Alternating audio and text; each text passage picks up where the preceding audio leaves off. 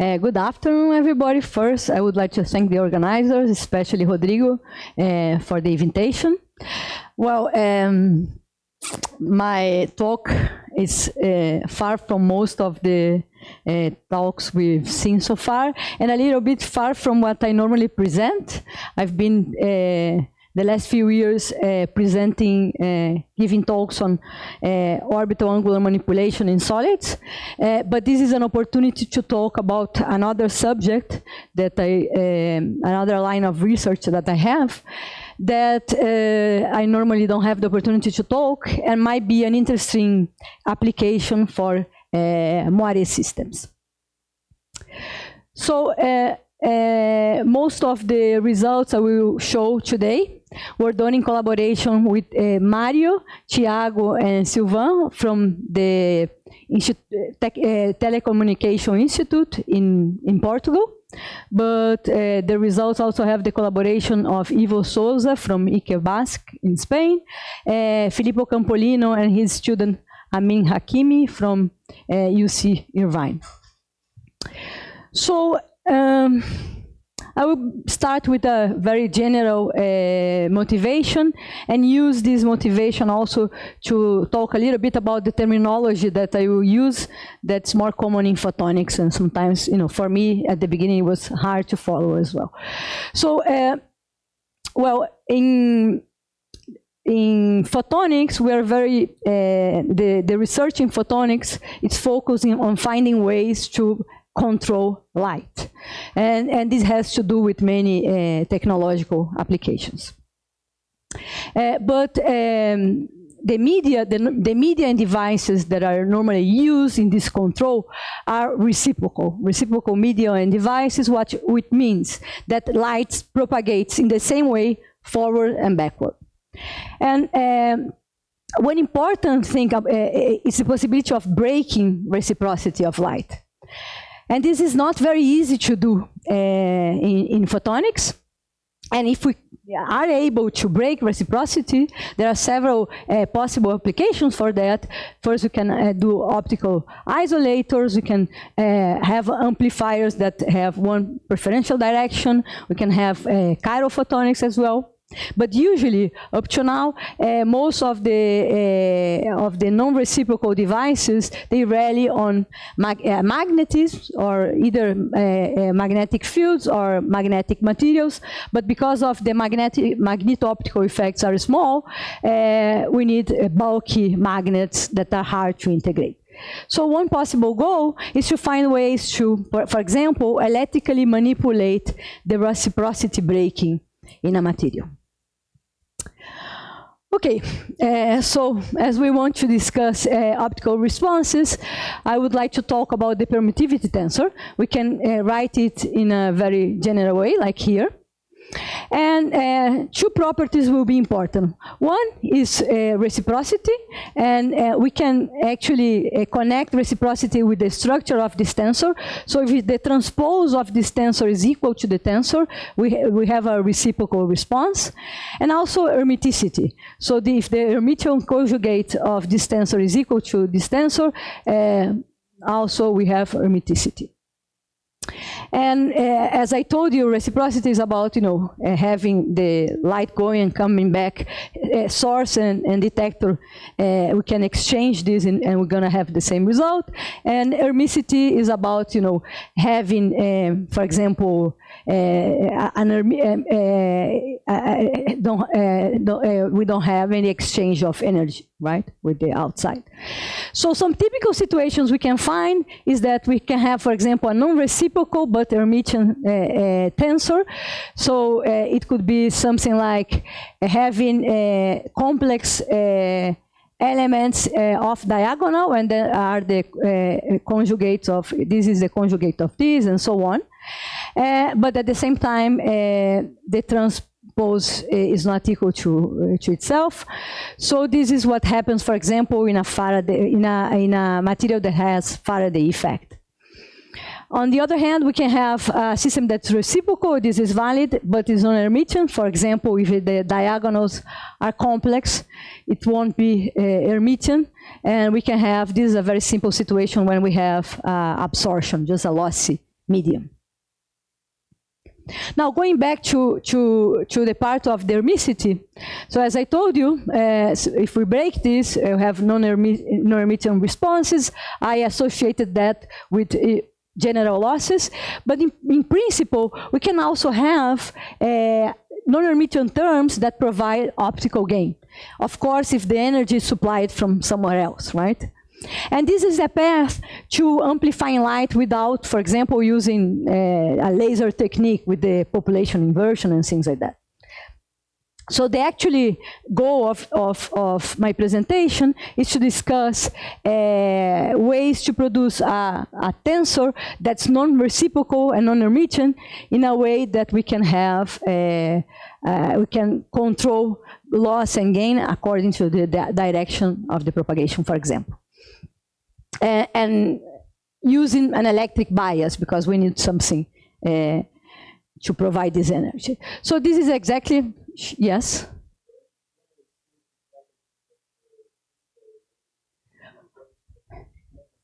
Well, no, there is no, okay, I go in that direction.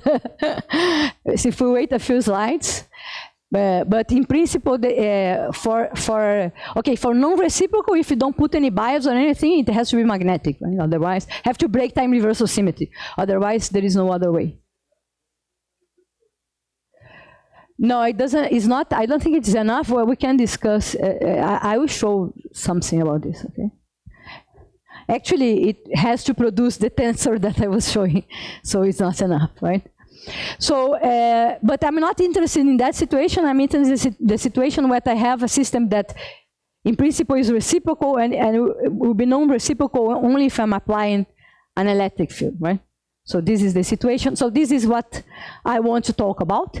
So this was a first proposal of the group of Mario Silveirinha.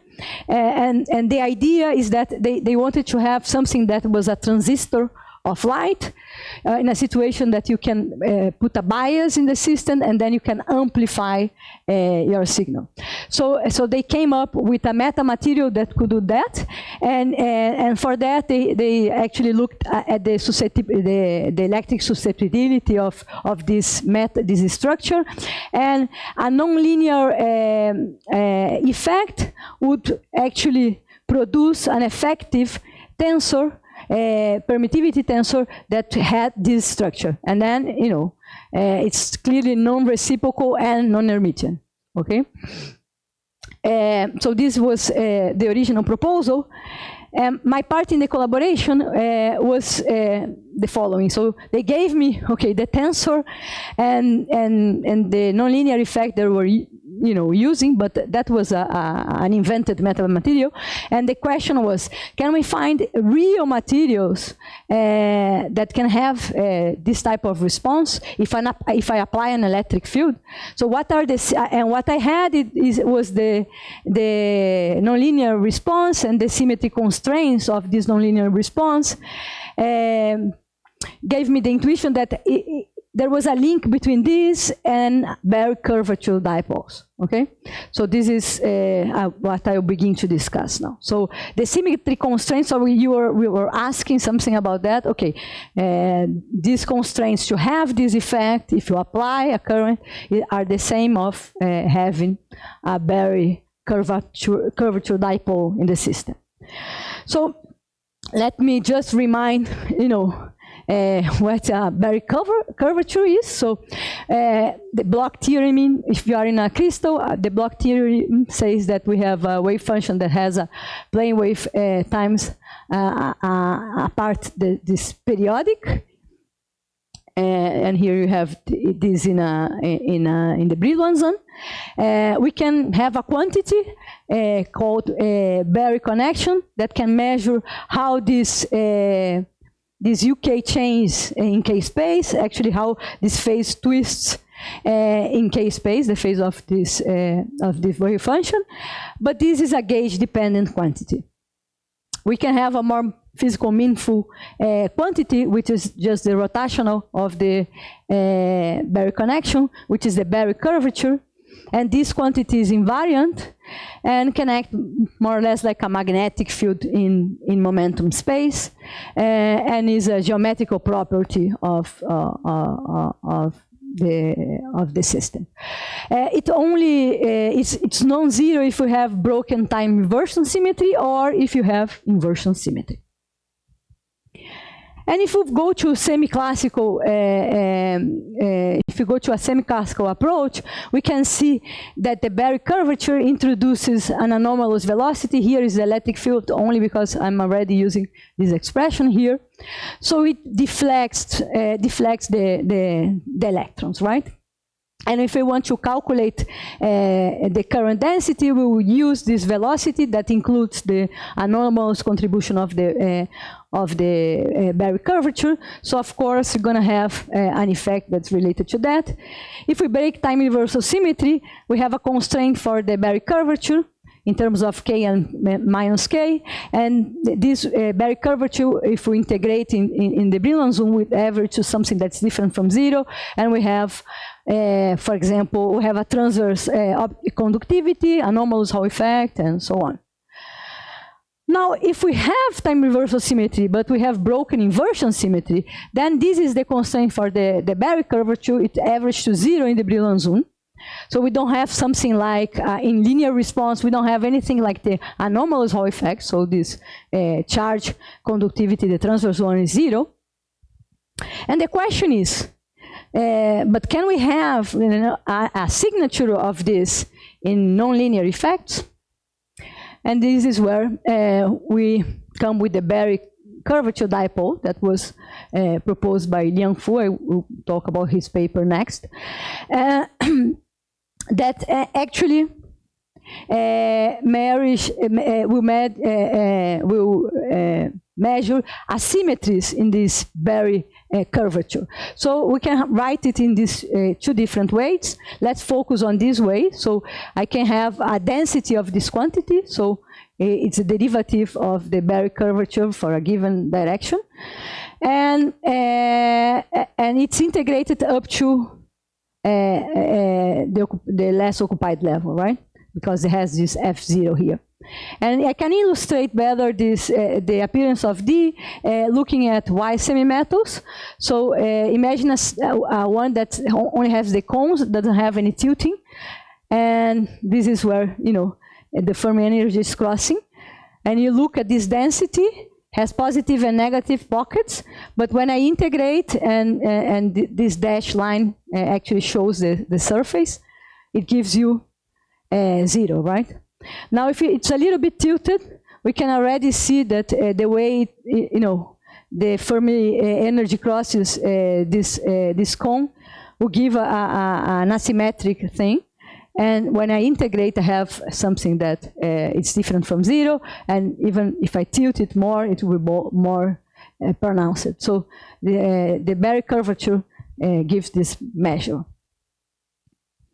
Well, this was proposed actually in a paper that proposes as well a nonlinear Hall effect, the paper of Inti, Soderman, and Liang Fu from 10 years ago. And the nonlinear effect that they calculate in this work gives you a direct probe of this Berry curvature dipole. So let's imagine now it's a second order effect, right? But let's imagine these two fields are oriented in the same direction.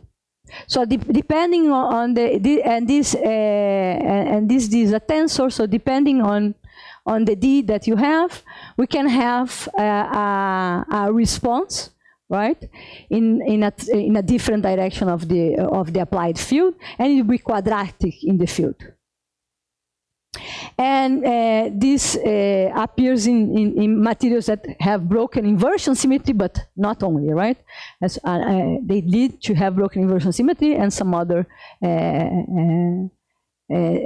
symmetry constraints as well. But here is an example of a measurement like this. We can apply a current in that direction. And depending on the orientation of the field related to the dipole, we can have a quadratic response or not. So this is the typical nonlinear effect that depends directly on the Berry curvature dipole, but there are other effects as well. There are photogalvanic effects, there are many optical effects. There are also this gyrotropic effect that will appear here as well, and also orbital magnetoelectric effects that depend on this Berry curvature dipole that measures this asymmetry of the Berry curvature. Now let's go to our case. So here is the system I want to discuss.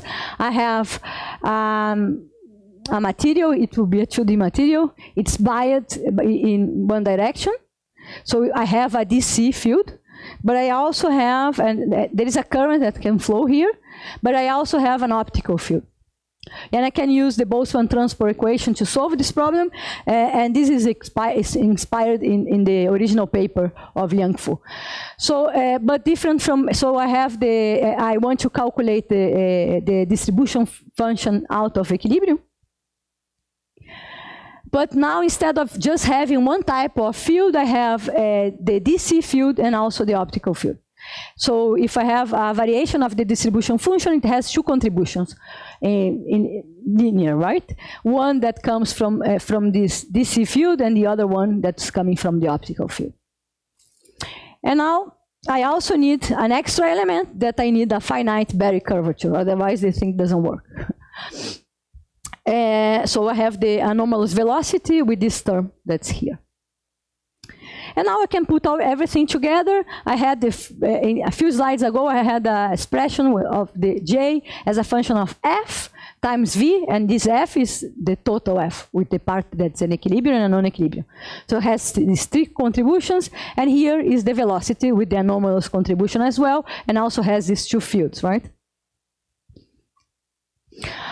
There is a part here that we already know. That's this C part. I don't care, because I care about the optical response of the material. So I want to collect all the terms that have the exponential of the omega t, right? Otherwise, it doesn't matter for me now. So these are the terms. This term I recognize as the optical conductivity of the material, the normal one. And now these two parts are related to the fact that I have the Berry curvature and also these extra fields, right? And I will call this the electro-optical current, if removing this part. And I can solve the Boltzmann equation and find these delta Fs. These two delta Fs, and there will be this one and this one. And now I can play a little bit with this, the Berry curvature and these F0s and this delta and the derivatives of F0, and organize this in terms of the Berry dipoles. If I do that, I have, I'm going to separate this in two contributions. Each of these parts, so this part goes to here, and this part goes to here, and they are both written in terms of D. And they also have the two fields, like the static field and the optical field. But I want to have everything in terms of the optical field, so I want to see how this optical conductivity is modified by this term, so I will write it in this way. And I call this Hermitian term and non-Hermitian term, not because of the symmetry of the optical conductivity, but the fact that you have gain or losses or not. So this term conserves energy and this term does not. So this one will conserve energy and this one won't. Yes. There is a relation, but that's a different contribution. The shift current comes from a term that's here. It's not the Berry curvature. So and the dipole in 2D is a pseudo vector that can be written like this.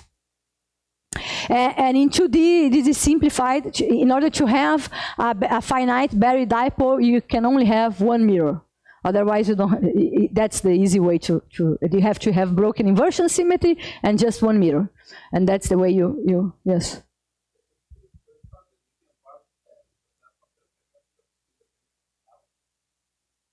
Yeah, because it still depends on tau. but still, it's strange. But this is only because it's actually, well, let me move to the next slide, because then it will get better. Okay, so this is written in this way. Let me go back to here. No, maybe, let me, okay.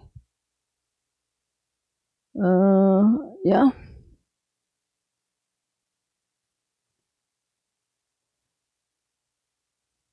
So actually, no. Okay. So this is the so this is the gyrotropic part. Okay. And doesn't have losses. Okay. And this is the part that. So one thing. Let me try to explain this to you. So this shows you this doesn't have any, this part doesn't have any losses. But in order to have this, you need a current, okay? And this is why you have the tau. So if you think about the whole system, of course you have the losses, because you have the losses coming from the diagonal contribution, okay? And you need to have, this is an intraband effect, so you need to have a current flowing and you need to have losses in your system, otherwise this effect doesn't exist. So this is actually, but it's a little bit strange, but because the moment you do have this current passing, then you have a gyrotropic effect, and this gyrotropic effect doesn't bring any extra losses, let's say. Okay, so this is the term that's gyrotropic. It's like, you know, a magneto-optical effect that we are used. And this term is non-Hermitian, so it can produce, in principle, losses and also gain. Okay. So now, oops. So no, there was a comment here that I forgot. So I started with a Dirac-like material, okay? So this is a Dirac-like material. We need to have, we're gonna show you, but we need to have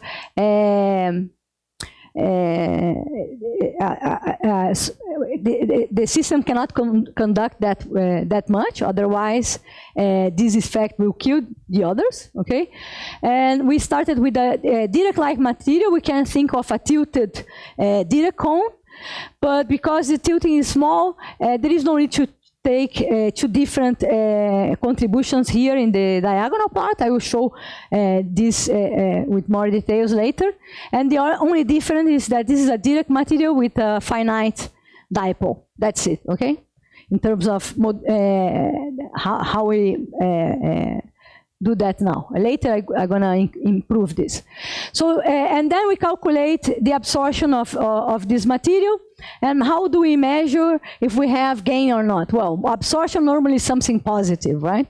So if we have something like a negative absorption, we are getting gain. And what we can see is that we shine circularly polarized light to this material, left and right, and we see that if we have left, we have losses, for example, and these are for different Barry dipole. This depends on the product of the Barry dipole with the DC field. So if we change this product, we're going to have more gain. But the fact is that one of the polarizations gives you gain, and the other one gives you losses. If you invert the direction of the current, you invert this plot. So it depends on the direction of the electric field. So we clearly see that we have gain. We can also calculate some expressions for this gain, because we can calculate the power that the optical field supplies to the material. So of course, if it's negative, the material is supplying this power, and we can see that it is coming exactly from the term that has the this is the product of D with E with the electric field. So it's coming from this from the new part, right? The DC field. We can also calculate the light that after the circularly polarized light crosses the material, it gets elliptical. So we can see that there is ellipticity according to actually the frequency they pass. What else we can say about this material? We can go back to epsilon. We can calculate the eigen values of that matrix. And if we do that, we'll see that one of them can give rise to gain. We have a negative imaginary part that is, it's a constraint to having gain. And the eigen values, they have the key, the term that's related to losses and gain. But if we calculate the eigenvectors of this matrix, we see that they don't depend on this. So the polarization of this epsilon is independent of the gain. Then we'll see some effects for this later. And the fact that this system is non-Hermitian means that the two polarization eigenstates are non-orthogonal. This is just an information. Now, if we can, actually in this case, when we calculate the transmittance, we can also calculate the eigenvectors and the eigenvalues, and we can find the ones that maximize this effect. The transmittance, so the eigenvalues that maximize this transmittance are here. And we can also use, check what happens if we use circular or linearly polarized light. So we can have situations that for very low, maybe this plot is better, for very low frequencies, we maximize the optical gain with linearly polarized light, and this is and goes to the limit of this maximum value that we can have. And for high frequencies, then we go to the gain is maximized by circularly polarized light. In the case of linearly polarized light, we can change the angle of the linear polarization, and we see that when we have 45 degrees, this is when we have the maximum gain. So this is actually shown here as well. So these are the linearly polarized states, and they have this 40-degree rotation with respect to the original axis. Also, the ones that maximally they have a maximal gain, they are all elliptical. So we have elliptical light is ideal for this. Well, but so what real material could be used to see some effects like that? And the question is, yes?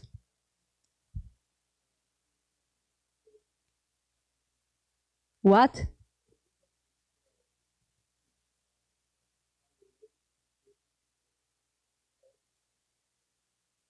Of the tilting of what? Oh, the tilting of the Dirac cone will be related to this other slide here. The tilting of the Dirac cone will give rise to a larger value of D, and we will increase the gain. Okay? No, that's not related to that. Only if you think about the orientation of D, but not the value because of the tilting. Only if you think about the orientation with respect to the crystal, maybe yes. But it's okay. And then okay. So then we wanted to see a material that could produce very large Barry dipoles. And one very good possibility is twisted bilayer graphene, because twisted bilayer graphene doesn't have the correct symmetries for that, but as was discussed in several papers, including a paper here from Paco that was an inspiration for our results, it naturally has strain. So strain breaks this rotational symmetry, and we can also produce a strain in a material like that. And this strain can give rise to okay, this is a McDonald model. Here's the work, I think it's probably the work of Paco. and we can see the bands, the mini bands here, and the Barry dipoles, and Barry curvature dipoles, the different orientations as a function of the Fermi energy, and we can see that these values are quite large. I was using values of 1, 2, and here we have something like 10, even 40. So this effect can be maximized because the other way to maximize this effect is to put a very strong electric field, very strong current, but then dissipation increases as well. So large dipoles are ideal for this type of thing. So we did this type of calculation. We try to change strain and the angle, and using BM model. And there are some specific situations that I'm going to show in my next slide where this effect is maximized. So because of the strain, so when we look at this diagram, we think that these bands go like that. But in fact, when we put increase, when we put strain, what happens is that the position of the maximums and the minimums of these bands are not represented here. So if we look in a 3D system, we're going to see that the top of this valence band crosses the Fermi energy together with the bottom of the conduction band. And in this case, strangely, the Barry curvature sum ups. The Barry curvature of the two bands, they sum up. And we can calculate the Barry curvature dipole. Sorry, the Barry curvature dipole in these two orientations, and actually also the conductivity, the DC conductivity. So although there is an anisotropy here, we can see that there is no much difference if we use the same sigma XX and X and YY. Doesn't matter much. So we can calculate now a more realistic response for twisted bilayer graphene, and we still see gain. So we calculate this for the maximum, the linear and circular polarized lines. We see that the transmittance is larger than 1. We can actually change also the Fermi energy, and we can see that we can go from situation with losses to a 1 with gain and come back. If we have the two if the two light polarizations, depending on the electric field, the signal of this electric field, we can go to one polarization producing gain and the other one producing losses, and vice versa. So so these are 2D materials are actually quite flexible materials for this type of optical gain response. And the twisting, what the twisting does is to really mess with the Brillouin zone and the Barry curvature, so we can have very large Barry dipoles. Yes?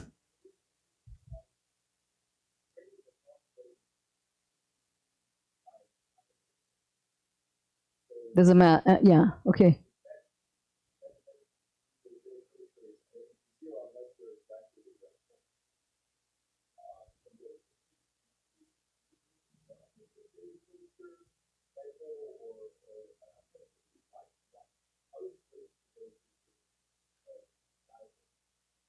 Well, this is related to, so in this case, the strain that I introduced,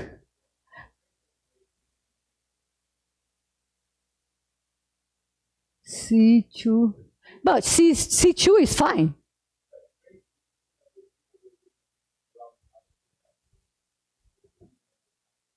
But C2 is fine, right? But you have Barry curvature, you don't have, well, there is a confusion here, okay? You can have a Barry curvature if you have only broken inversion symmetry. You don't need, I'm not talking about integrating this and having anything. When you integrate, so you have a this is what I was explaining in one of my first slides. So you can have a Berry curvature only if you break inversion symmetry in a material. Then you have a finite Berry curvature. The thing is that if you integrate in the Brillouin zone, it will give rise to 0, right? The integral of this, so you don't have anomalous Hall effect, for example, okay? But what C2, Z2, but this doesn't have anything to do with what I'm talking about here, right? I don't know if what to symmetry.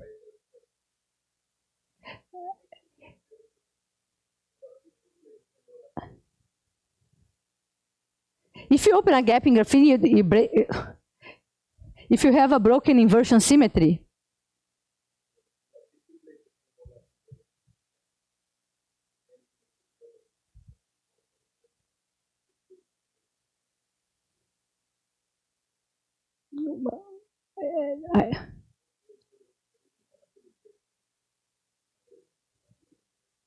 there is no Berry curvature in the system. What?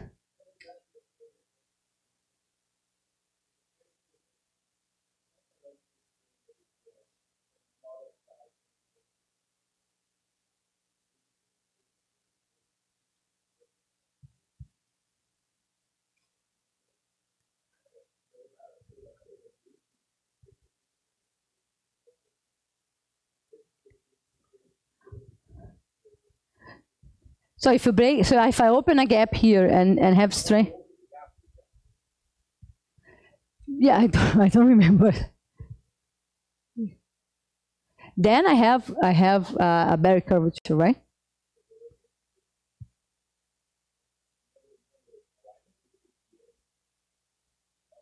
No,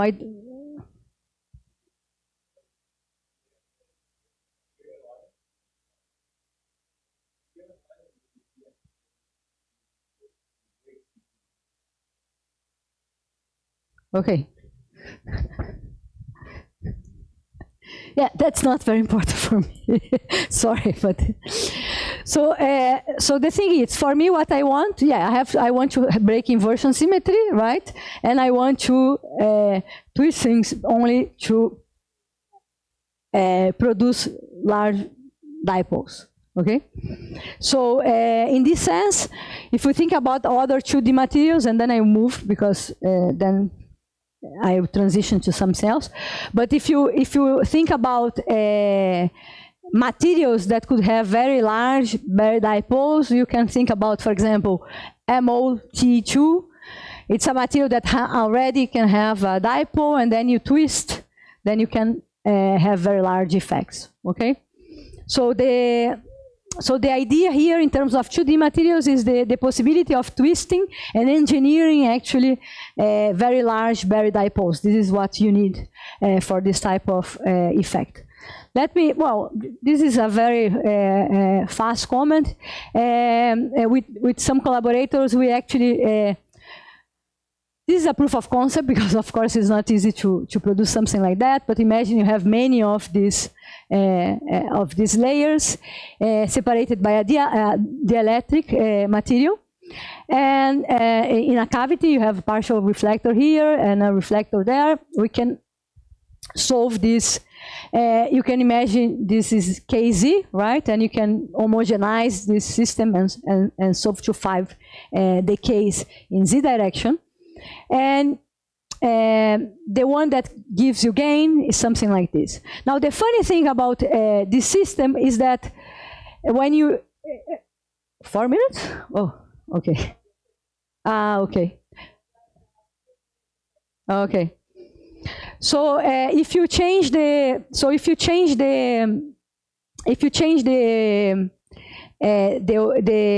orientation of the propagation back and forward, we still see gain.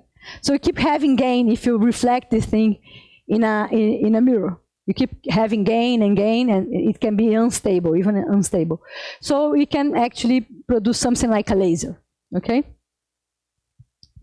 New results on this.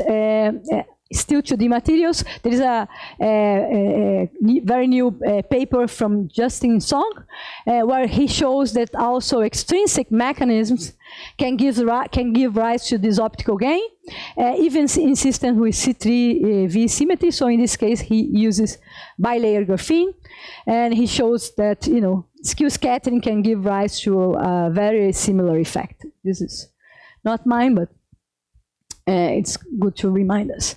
Now, what we also did was to extend this to 3D materials. So the calculations are more or less the same. Now this is the tensor. We wrote it in a better way. So we have an Hermitian contribution.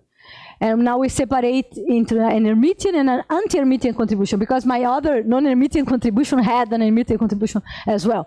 So in this case, now we can see what, and this is the real part, and this is the imaginary part, and now we can see what part does what. So if we think about the real part of epsilon, it's Hermitian and can give rise if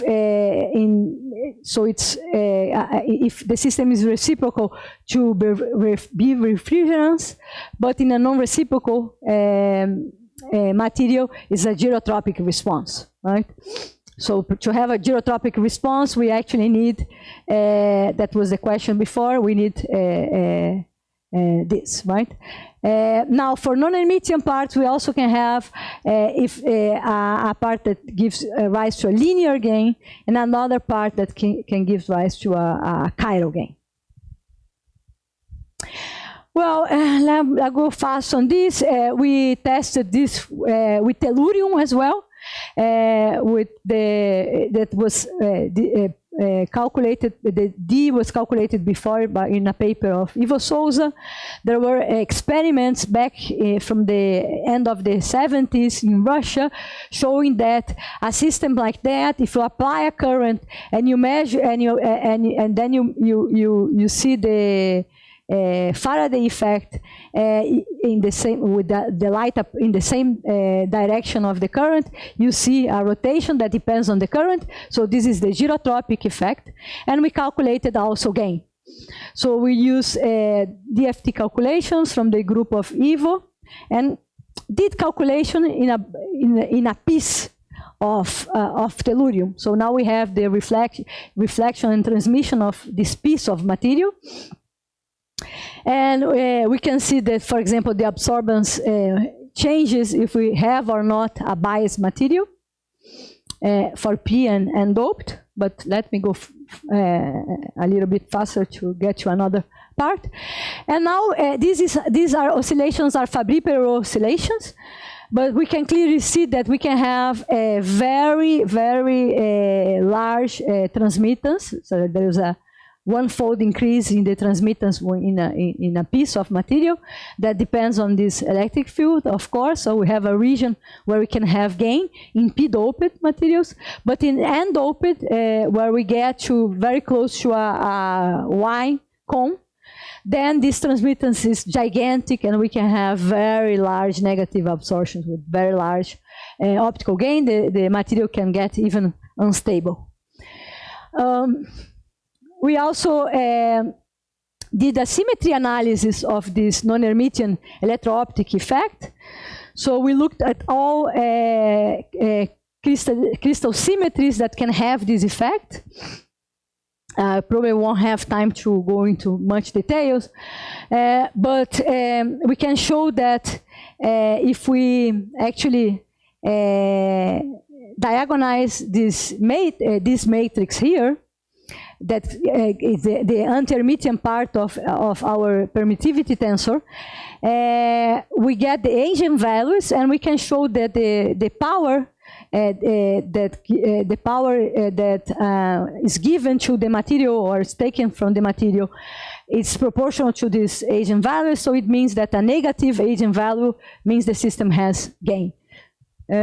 We looked at different materials, different constraints, and we find situations that were not discussed before, where, for example, we can have two of the eigenvalues giving rise to gain, for example, for a given current, which means that the light in any polarization, you can shine light in any polarization to a given material, and you will always have gain.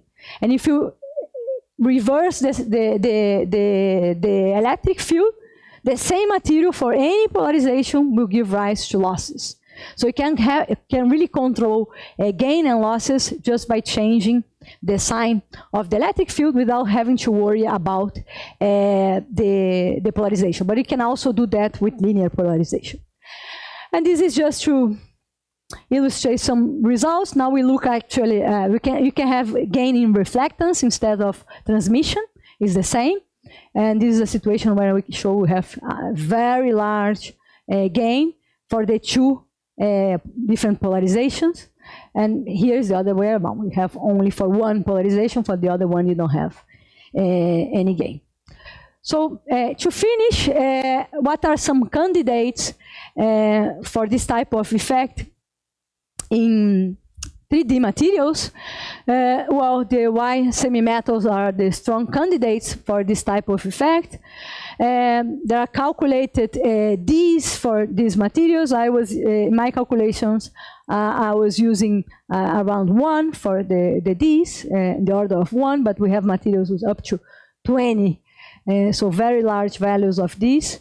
And also, as we need to control, to be able to have, low DC conductivity. So if we are in one of these valleys, this is an ideal situation. So we are hoping to see this type of effect in Y semi-metals as well. Well, to conclude, I hope I showed that non-Hermitian and non-reciprocal optical responses can arise in biased media with specific symmetries. And in real crystals, this is originated from very curvature dipole, but not only. We can have skew scattering doing something like that, as we have in nonlinear Hall effect. The Y semi-metals are very strong candidates because they have very large Barry curvature dipoles. Dipoles missing here. And also moiré materials, because we can actually tune the Barry curvatures in a way we can have very, very large Barry curvatures dipole. So we can engineer these hotspots and get very large gains. Thank you very much for the attention.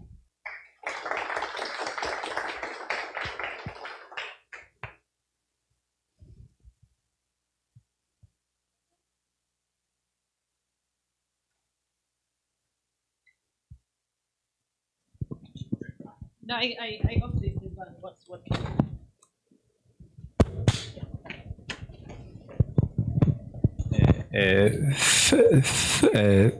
Thank you for the talk. I was interested if in the tellurium data, did you analyze dependence of the signal as a function of EF or where your chemical potential is, and how is it manifesting when you go through the saddle, the bump to the deep in the band regime? Okay, so So, the large responses are in this region, okay? I didn't put this plot here, but I will show you as a function of doping. So of course, the large responses are here in this, and mostly here, actually. So, I think doping is, okay. Oh, sorry. I think it's here, okay, because this is dipole, and this is the response is proportional to the dipole. So you see that when you get, in the p doping, when we get close to E minus 25, we increase here. This is N doping, and the values are very large at the bottom of the band. Okay. Much larger than in the case of p-doping, which is bad because it's p-doped, right? Tellurium is p-doped, so it's not ideal really. But the values for why semi-metals are much better than tellurium actually. But so is this value of EF? I'm sorry, I've given away the microphone. Is this value of EF enough to tune you away from the Mexican hat band, or so you see the one that you have in the panel C, that's kind of the Mexican hat. So so are you changing the EF only inside that regime, or do you also go further deeper into the we go a little bit deeper, but we are here as well, but we go further deeper. You can see by the values, because this is an electron volt. So if we move here, we go deeper, yeah. But then there's a change in the value of the Barry dipole. It doesn't need to be that close to the. But actually, the valence, the conduction band is a lot better for this effect. So it's orders of magnitude, 1 order of magnitude better. More questions? No. If not, we thank Tatiana again.